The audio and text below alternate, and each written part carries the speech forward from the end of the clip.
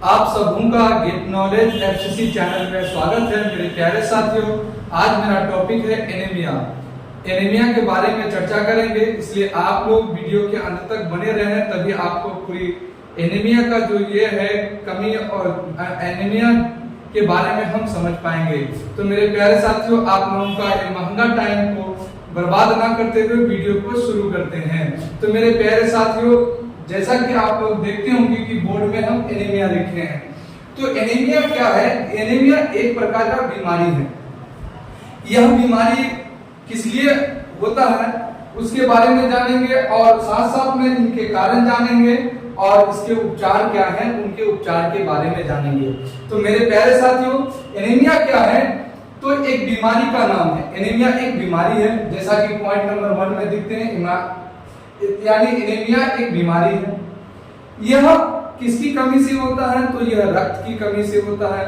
रक्त का वो कौन सा हिस्सा है जिसके कम हो जाने पर एनीमिया बीमारी होता है? तो वह रक्त का है, यानी आरबीसी की कमी से होने वाला बीमारी है। तो आरबीसी की कमी कैसे होता है? यदि कोई व्यक्ति लौहयुक्त पदार्थ का सेवन नहीं करेगा तो उसको क्या होगा, यानी आरबीसी की कमी हो जाएगा। तो जिसके शरीर में जब आरबीसी की कमी हो जाएंगे तो उसको एनीमिया बीमारी से ग्रसित हो जाएगा। तो मेरे प्यारे साथियों, यह बीमारी है रक्त की कमी से होता है और आयरन आरबीसी की कमी से होता है। रक्त में कौन सा हिस्सा है? तो आरबीसी की कमी से होता है। तो ये आरबीसी की कमी किस कारण से होता है? तो ये आपका आयरन की कमी से होता है और इसे ही हम लोग रक्तपलता भी कहते हैं। रक्तपलता का यहाँ पर हम संधि विच्छेद करेंगे, रक्त जोड़ अल्पता, यानी रक्त की कमी को ही एनीमिया कहते हैं। मानव शरीर में रक्त की जब कमी हो जाती है तो उसे ही हम लोग रक्त अल्पता या हम लोग एनीमिया कहते हैं।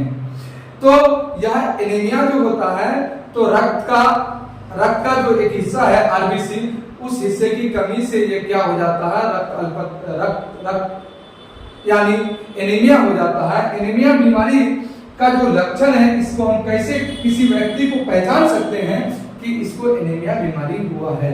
तो मेरे प्यारे साथियों, उनकी पहचान के लिए जो उनको सबसे पहले कमजोरी होगा, यानी उनका शरीर लागर हो जाएगा, वो कमजोर हो जाएगा, वो दुबला पतला हो जाएगा। तो इससे हम लोग पता करेंगे कि उसको एनीमिया है। दूसरा पॉइंट जो है अनियमित धड़कन, यानी उसका धड़कन तेज हो जाएगा, दिल का धड़कना ज्यादा हो जाएगा। जब दिल का धड़कना ज्यादा हो जाएगा तो क्या होगा, सांस लेने में कठिनाई होगी, यानी उसको सांस लेने में कठिनाई होगी। उसके बाद तलवा और हथेली ठंडा हो जाएगा, यानी तलवा और हथेली उसका ठंडा होगा। तो इससे हम पहचान कर लेंगे कि इसको एनीमिया रोग लग चुका है। उसके बाद सिर और छाती में दर्द, यानी सिर में दर्द होगा और छाती में दर्द होगा और मानसिक सोच, यानी जो थिंकिंग करना चाहिए वो नहीं कर पाएगा जिस व्यक्ति को एनीमिया रोग होगा। मेरे प्यारे साथियों, तो इनके लक्षण जान गए, कमजोरी का होना, अनियमित धड़कन का होना, सांस में कठिनाई, तलवा और हथेली क्या हो जाना, ठंडा हो जाना, सिर और छाती में क्या होना, दर्द होना। तो मेरे प्यारे साथी, उसके लक्षण हम पहचान गए। जिस लक्षण को हम जब जान जाएंगे किसी व्यक्ति को, इन लक्षणों में लक्षण जो ये लक्षण दिखाया गया, ये लक्षण जिसमें दिखेगा तो उसको कौन सी बीमारी कहेंगे हम? तो हम कह सकते हैं कि उसे एनीमिया का बीमारी है। अब उसके बाद आइए इसका कारण, किस कारण से ये होता है? तो आपने जाना कि आरबीसी की कमी से होने वाला बीमारी जो है वो क्या है, एनीमिया है। तो इनके कारण क्या है? लौहयुक्त पदार्थ का सेवन नहीं करना। अगर ऐसे व्यक्ति जो लौहयुक्त पदार्थ का सेवन नहीं करता है तो उसको क्या हो सकता है, एनीमिया हो सकता है। यह एक कारण है और मेन कारण है। ब्लड का बहना, यानी उनका शरीर या शरीर का कोई हिस्सा यदि कट गया और ब्लड अत्यधिक बह गया तो वो एनीमिया का शिकार हो सकता है। दूसरा, एमसी का अधिक स्राव, जैसे मासिक चक्र 3 दिन का होता है, अगर उसे ज्यादा दिन होता है और ज्यादा अत्यधिक ब्लड का बहता है तो भी वो किसका शिकार हो सकता है, एनीमिया का शिकार हो सकता है। यदि मासिक चक्र अत्यधिक हो तो उसको तुरंत डॉक्टर के पास जाना चाहिए और डॉक्टर से मिलना चाहिए। तो अब दूसरी कारण है जो एमसी का स्राव और बार बार गर्भ धारण करना।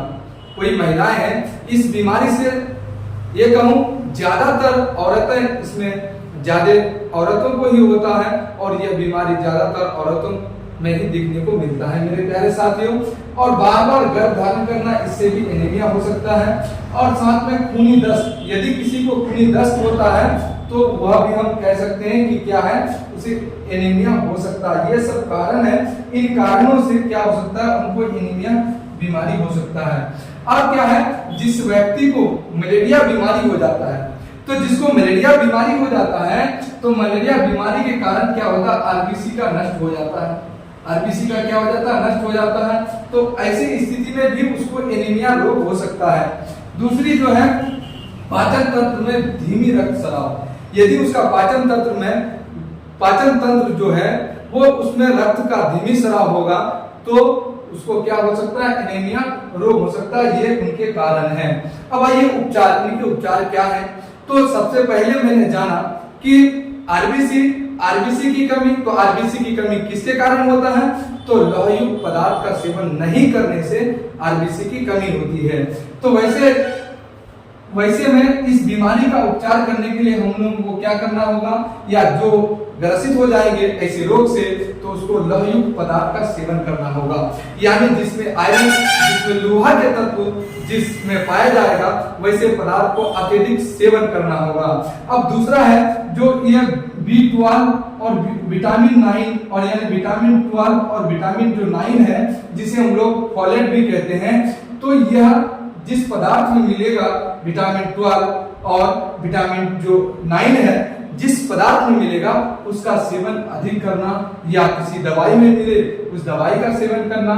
उसके बाद इसका उपचार के लिए आप ले सकते हैं सुबह सवेरे रोज का ये रूटीन बना लें कि थोड़ा सा चना भिगो दें और चना भिगो करने के बाद वो सुबह उस चने को खाएं। डेली का रूटीन में सुबह भिगे हुए चना, सेब किशमिश केला, यानी सेब किशमिश केला और ईटीसी आदि और सब भी फल हैं उसमें जिसमें लौह तत्व पाया जाएगा, तो वैसे फल को हमको क्या करना है, सेवन करना है।